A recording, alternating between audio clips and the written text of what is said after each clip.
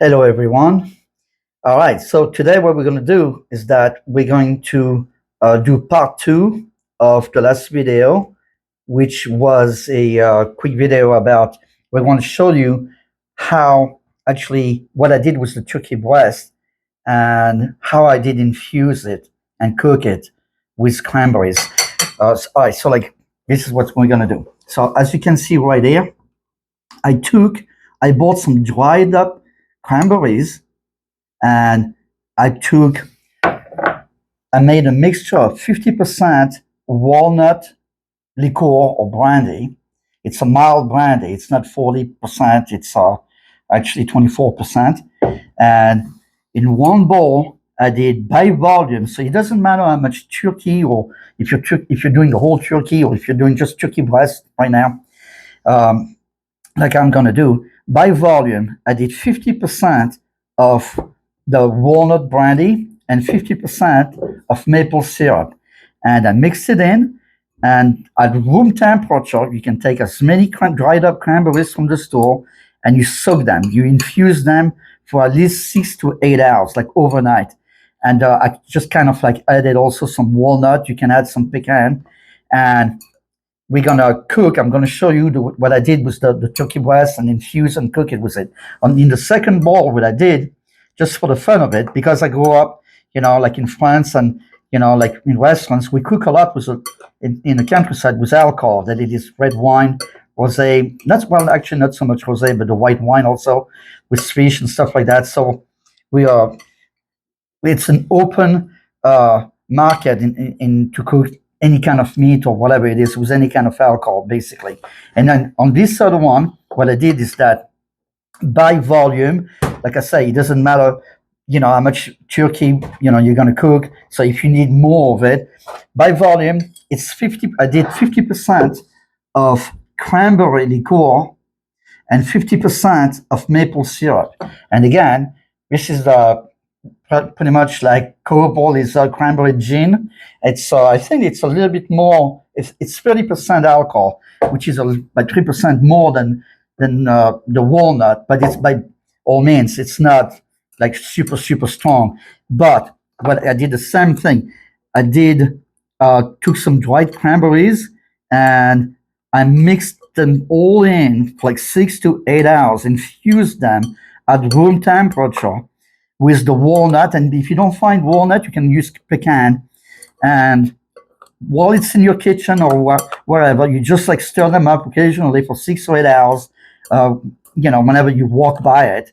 And we're going to have fun doing that today. So, in the meantime, I really wanted to show you how I did butterfly those turkey breasts. So, this is what we're going to do now. So, again, this is in the spirit of not cooking the whole bird, all right? So, took a sharp knife, and I just took the fattest part of the turkey, just like that. And then for the walnut, I basically took a spoon, and I just spooned this beautiful mixture of cranberry and walnut right in there. Okay, you leave some a little bit like that. And what I'm going to do is that I'm going to take my first cookware. All right.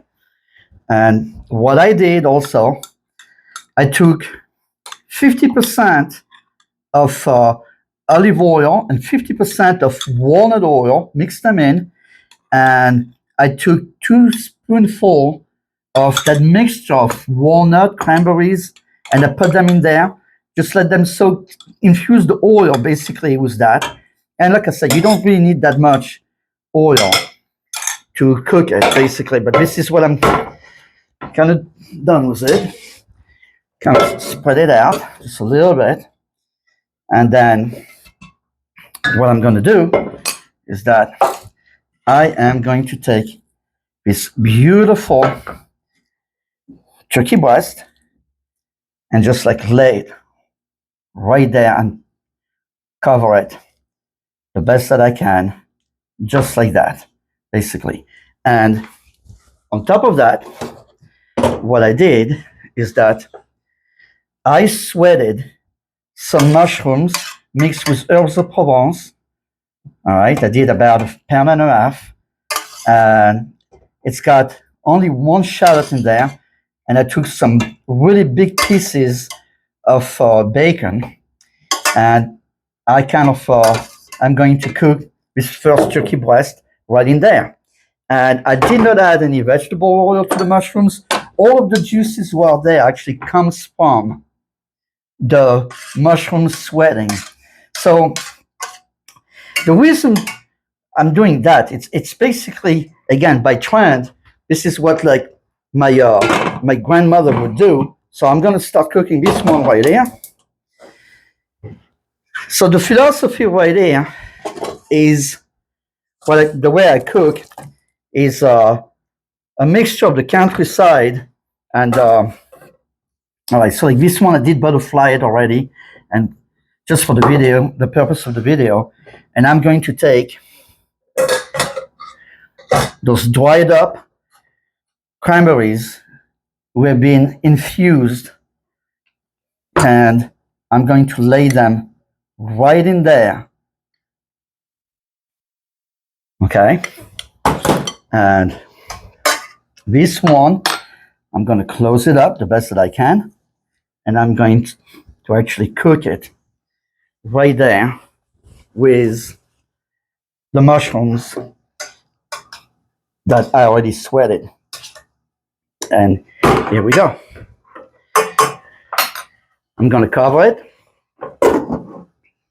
So the reason why I cook like this, it's because I grew up, like I showed you in my previous videos, in the countryside of Provence and also in restaurants in Paris. So talking about what explains actually the way I cook is two philosophies. In the south of France, it was very dry. My grandparents had lived in a village on top of a mountain. Because it's dry, we didn't add the mushrooms, for example. But this is the philosophy right there. It's called actually cook the mountain. And meaning that if you live in the mountains or wherever you live, on the flat valley, the plains or whatever, in the old days, and still today, in very luxurious restaurants in France and Italy and other parts of the world, they just go out and pick herbs that grow all around in the mountains. So in the south of France, being dry like that, we never had really any mushrooms, but we had a ton of all of the herbs of Provence, thyme, rosemary, even fennel used to grow wild as a weed. And my grandmother used to tell me, go pick me some wild fennel. So it is not complicated to understand that all of this country food, you take like a piece of pork or you take like some fish or wherever we decide, or rabbit. I used to hunt rabbit with my grandpa, and poultry too. I used to hunt duck and stuff like that. So if you're just mixing those herbs of Provence with anything like that, of course the flavors are going to be fantastic. And for the holidays, they used to bring some alcohol out, any kind of brandy, or cook it with a little bit of wine or so, and it would just be an explosion of flavor. That's and just enriching all of the flavors that I grew up with. And the second philosophy, besides cook the mountain, like meaning that my grandmother used to just send me and pick those herbs and stuff like that. The second also philosophy is poor man's dish, and in Italian it's actually it's got a title actually, the cucina poverta, and it's poor man's cooking. So this is basically a combination of what I'm doing of cook the mountain and poor man's dish, using the local things that we had back then, which today is found in some of the top restaurants all over the world. It's a type of cooking. Now, if you go like the northern part of France, then you don't have the herbs of Provence. but they used to get them from that. But you have different things. Like they used to cook a little bit more with red wine, white wine, a lot of white wine closer to Germany. But on top of that, some of the people that own Champagne Farm cook actually trout in Champagne, which we will tackle later on. And it's very awesome to do that. And I think that the people from the northern side also mixing those herbs of Provence, they got used to it. It's like, wow, between the northern region and the local things that they would do with the white wine and the onions and scallions and stuff like that, and mix it with like the herbs of Provence, the southern herbs, then you would basically come up with beautiful flavors who are really outrageous. So we're gonna actually let them cook up a little bit, and then we'll get back to you when those turkey breasts are done. Thank you. All right, so we're back on again. So what I did is that I put them on the stove, all right, and we cooked both turkey breast, all right. One was done with the maple syrup, with the brandy, which I've used, the walnut brandy. The second one was actually done with the maple syrup, with the cranberry brandy, all right. So like what we did is that just for the purpose of the video, what I did is also after 3-4 minutes of cooking on the stove, I like, and I did mention it before, to add water for steam. And I like to use clear covers because once you're done basically browning it a little bit, then I want to use the moisture from the meat, but I also want to create like a gravy. And instead of using flour or anything with gluten, which most of the time my grandmother, again, when you're using the herbs of Provence, like, you know, where I came from, there's so much flavor. You don't really need to put like flour into anything. So, but if you just add water to a pan, something like that, to keep the moisture into the meat, especially turkey, because it's a dried up meat to begin with, then it would just make its own gravy, which I put into two different bowls. And then what I'm going to do after 10 minutes, now, again, I should mention that because of the turkey breast have been butterflied, and they are two different kind of thickness. What I did also is halfway for my cooking, and remember that I check my temperature at 165. Even if it spikes a little above that, what I did is that I pull them out quickly and I sliced. Like if you're looking at the way that those turkey breasts are done, not only they're butterfly, but there's also like a thick part and also a part that's not really thick. So what I did is actually I split it pretty much, and then like this, it's more easy to actually check the temperature on each one of them.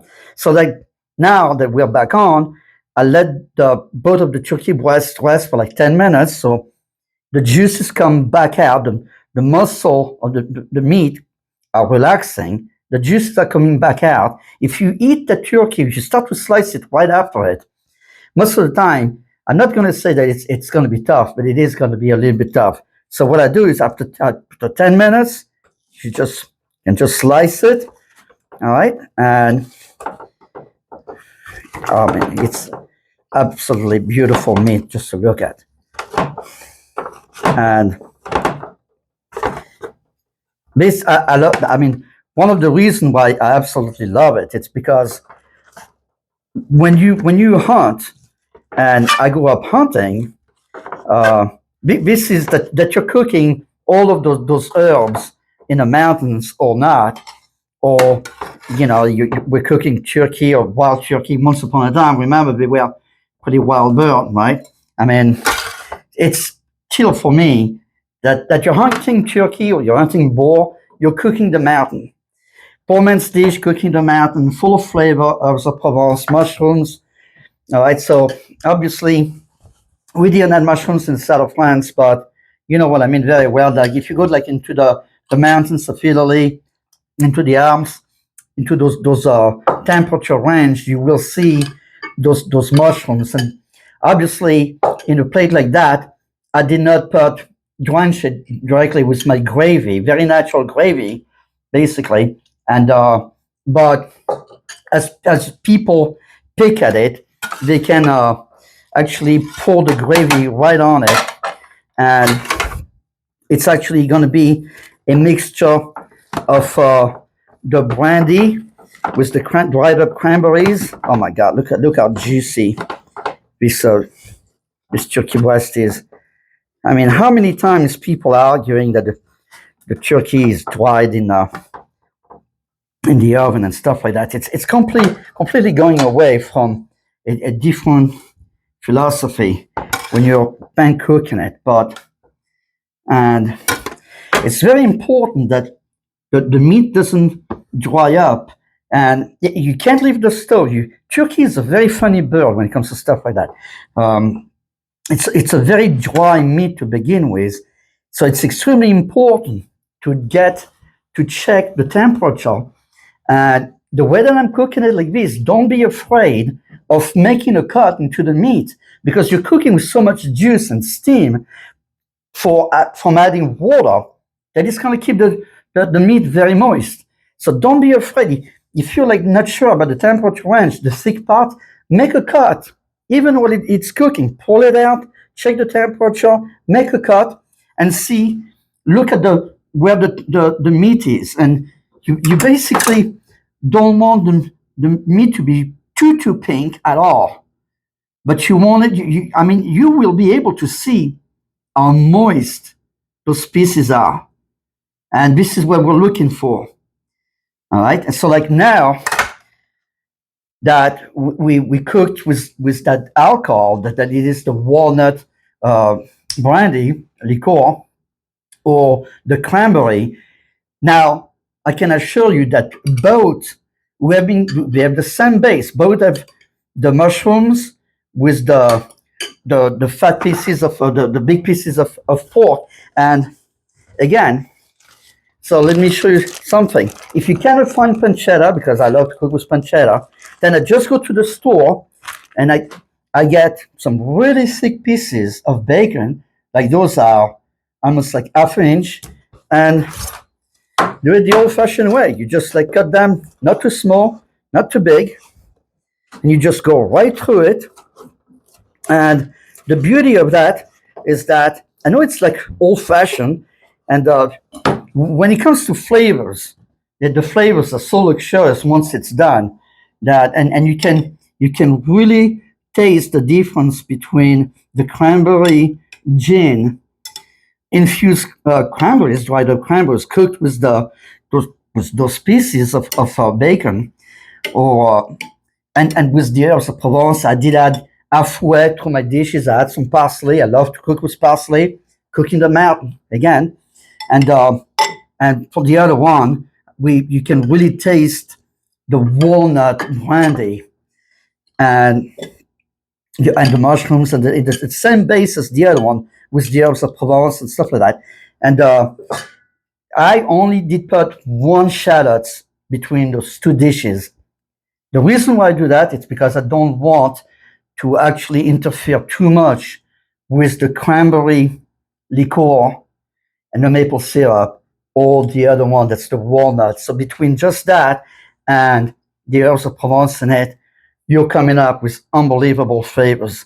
And this is part 2 of that previous video that we put in. Now, part 3, we're going to do actually the butternut squash. I'm going to show you. It's going to be a quick video. I'm going to show you how to slice it, the timing of it in the oven, and probably the part 3 would be that, and the part 4 would be actually to cook the basically the seafood that I'd cooked last week. Okay,